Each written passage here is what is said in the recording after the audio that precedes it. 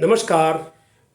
पूर्णचंद्र कांडपाल जनजागृति का episode number 536 536 लेके आज आपसे हिंदी में बात करूंगा और बात करूंगा इस संस्कृत के एक श्लोक में। मैं जब सुभाषितानी और नीति श्लोका पढ़ता था कक्षा 6 से 8 तक, 6 7 8 3 दर्जे मैंने 6 से ही अंग्रेजी भी शुरू करी और 6 में से संस्कृत भी शुरू करी।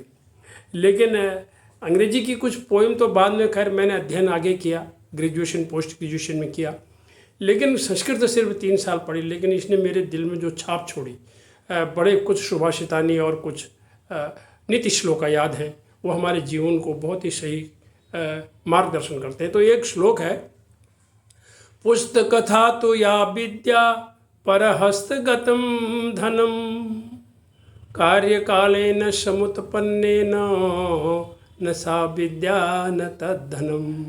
अर्थात पुस्तक में रखी हुई विद्या और दूसरे के हाथ में गया हुआ धन समय पर ज़रूरत पड़ने पर कामयाब काम नहीं आते हैं, लेकिन हम पुस्तकों से पढ़ते हैं। आज मैं आपको उसी बात पर ही बात करने जा रहा हूँ। मैंने भी जिन पुस्तकों को लिखा तो वो 34 किताबें हैं। मैं आपको पहले कई बार कह भी चुका हूँ।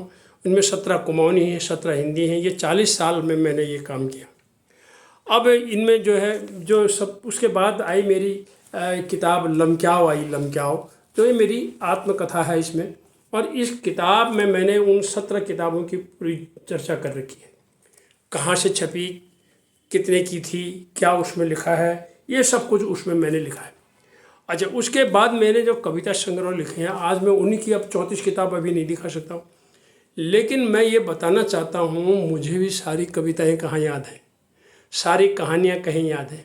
अब मेरी ये 5 किताबें हैं। मेरी कविता संग्रह, यादों की कलिका हिंदी की, स्मृति लहर हिंदी की, उकाव हुराव कुमाऊनी में कविता संग्रह, मुखशार कविता संग्रह कुमाऊनी में, और हिम्मत बटो कविता संग्रह कुमाऊनी में।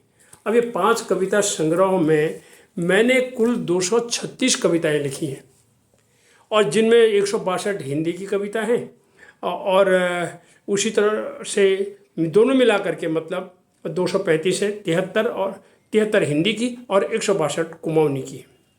अब 5 कहानी संग्रह ले लेता हूँ। तो 5 कहानी संग्रह में 2 कुमाऊनी के कहानी संग्रह हैं, 2 हिंदी के हैं। और इन दोनों में मेरी जो हिंदी जो कुमाऊनी की कहानियाँ हैं वो 42 है और हिंदी की कहानियाँ हैं 34 है। कुल 76 कहानियाँ हैं, यानी 235 कविताएं 5 किताबों में और 76 कहानियाँ 4 किताबों में। अब आप मुझसे पूछेंगे, भैया तुझे कितनी याद है? रास्ते में आप मुझे मिले और आपने कह दिया भाई सुना दे ज़रा, तो मुझे बहुत कुछ तो याद है, लेकिन सब याद नहीं है। इतनी इन 34 किताबों में कहाँ पर क्या लिखा क्या नहीं लिखा ये याद नहीं रहता है। लेकिन हाँ, कुछ ऐसी मेरी जो हैं जिनसे मुझे मार्गदर्शन मिलते रहता है, और कुछ कविताएं मुझे कुमाऊनी की भी याद हैं, कुछ मुझे हिंदी की भी याद है। अब मैं आपको एक और बात बताता हूँ, पुस्तक की बात बताते हैं। अब गीता में 700 श्लोक हैं। तो गीता को जब मुझे एक शौक़ चढ़ा था कि मैं अंग्रेज़ी कैसे सीख सकता हूँ, तो बाज़ार से संस्कृत टू इंग्लिश की किताब भी मिली मुझे, तो मैंने उसमें पढ़ा। तो ये 18 अध्याय गीता में से मुझे लगभग 1.5-2 दर्जन श्लोक तो याद ज़रूर हैं, और वो मुझे उस संदर्भ के लिए याद हैं कि कहाँ पर वो जब बात करता हूँ तो अपने आप मुंह से निकल आते हैं कि उसका संदर्भ कहाँ पर दिया जाना है। जैसे कर्मण्येवाधिकारस्ते है, नष्टो मोहं स्मृतिर्लब्धा है, इस प्रकार से निकल आते हैं वो अपने आप जब बात करता हूँ। तो मैंने तो ये सुना है कि लोगों को 700 श्लोक याद हैं, कंठस्थ हैं। कई लोगों को तुलसीदास की मानस भी याद है, कंठस्थ है। तो याद करने की अपनी अपनी वो है, कितना लोग याद कर सकते हैं।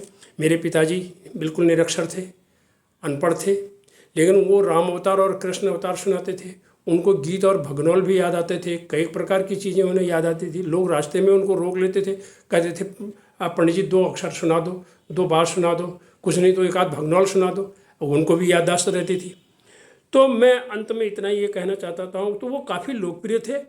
और लोकप्रियता का कारण ये भी होता है कि जो पुस्तक में रखी हुई विद्या तो हमारे घर में ही रह जाएगी। अगर मैं भी अभी बाहर निकल जाऊंगा तो आप कह देंगे कि एक कविता ज़रा हो जाए, ज़रा सा कुछ हो जाए, तो अगर याद होगा तो होगा, नहीं तो फिर तो किताब में रह जाएगी। अंत में मैं इतना ही कहना चाहता हूँ कि पुस्तक उधार दिया हुआ धन अब लौटाने के लिए जब कहेंगे, आजकल 50 बातें करते हैं लोग, कहाँ लौटाते, समय पर नहीं लौटाते। तो पुस्तक में रखी हुई विद्या और उधार दिया हुआ धन ये वक्त पर काम नहीं आते। पुनः मैं उस श्लोक को दोबारा कहना चाहूँगा, पुस्तक था तो या विद्या पर हस्तगतम धनम कार्यकाले न समुत्पन्ने न सा विद्या न तद्धनम। अतः हमें कुछ न कुछ अपनी विद्या कंठस्थ होनी चाहिए। कुछ कहानियाँ, कुछ कविताएँ या जो भी हमने अध्ययन किया है, जो भी हमने अध्यापन किया है, उसको कुछ न कुछ थोड़ा बहुत अंश तो हमें याद होना चाहिए, ताकि हम कह सकें, पूरा न भी हो। लेकिन लगन लगाने से, दृढ़ संकल्प करने से और इसकी रोज़ाना अध्ययन की पुनरावृत्ति करते रहने से मैंने भी यह अनुभव किया है कि कविताएं भी याद हो जाती हैं और कहानी का मूल आधार तो याद हो ही जाता है, भले ही उसका पूरा टेक्स्ट आपको याद नहीं आएगा। इन्हीं शब्दों के साथ धन्यवाद, नमस्कार।